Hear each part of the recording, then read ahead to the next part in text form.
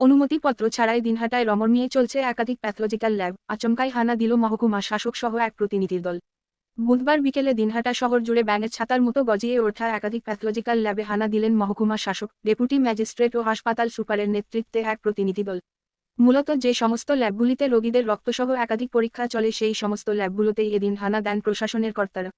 অবৈধ কারবারিদের বিরুদ্ধে এই অভিযান বলে জানা যায়। প্রশাসন সূত্রে জানা গেছে, বৈধ কাগজপত্র না থাকায় একাধিক ল্যাবকে বন্ধের নোটিশ পাঠানো হবে।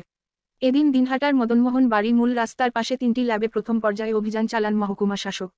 এরপরে গোপালনগর সংলগ্ন এলাকায় 3টি ল্যাবের কাগজপত্র খতিয়ে দেখেন তারা। 6টি ল্যাবের মধ্যে 2টি ল্যাব বৈধ কাগজপত্র দেখাতে পেরেছে, বাকি ল্যাবগুলিতে ক্লিনিক্যাল স্টাবলিশমেন্ট সার্টিফিকেট ছিল না।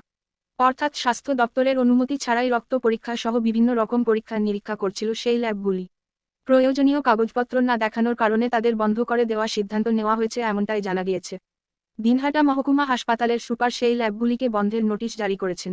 এদিনের ওই প্রতিনিধি দলে সেখানে উপস্থিত ছিলেন দিনহাটার মহকুমা শাসক বিধু শেখর, ডেপুটি ম্যাজিস্ট্রেট বিজয় গিরি, দিনহাটা মহকুমা হাসপাতালের সুপার রণজিৎ মণ্ডল সহ অন্যান্যরা।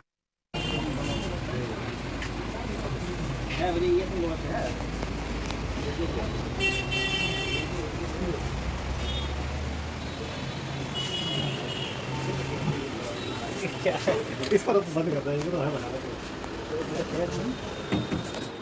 घड़ी काट दीजिए। हाँ बेटा तो बैठ दीजिए ना, वो सब छुपी छुपी तो कौन हो जाएगा मान कर दम तो लगन कर दम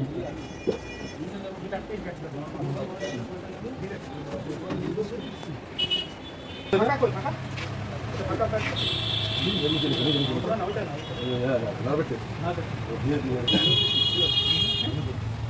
ওখানে কি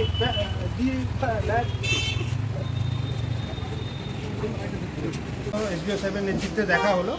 এখানে আমি ডাক্তার রঞ্জিত মণ্ডল, এসিওমইচ অতিরিক্ত মুখ্য আধিকারিক দিনহাটা। তার মধ্যে বেশ কিছু অনিয়ম ধরা পড়েছে, তাদের ক্লোজার নোটিশ দেওয়া হবে এবং পরবর্তীকালে নিয়মিত এরকম ভিজিট শুরু হবে। আপনাদের কি আরও আজকে পরিকল্পনা রয়েছে যে আরও ভিজিট করার? আজকে আরও সেরকম পরিকল্পনা নেই। এখন পর্যন্ত কটা ভিজিট হলো? এখন পর্যন্ত 5টা ভিজিট হলো। তার মধ্যে কোনো ওটার ফল পাওয়া গেছে কি? হ্যাঁ, ফল পাওয়া গেছে এবং বন্ধ করার নোটিশও ইস্যু করা।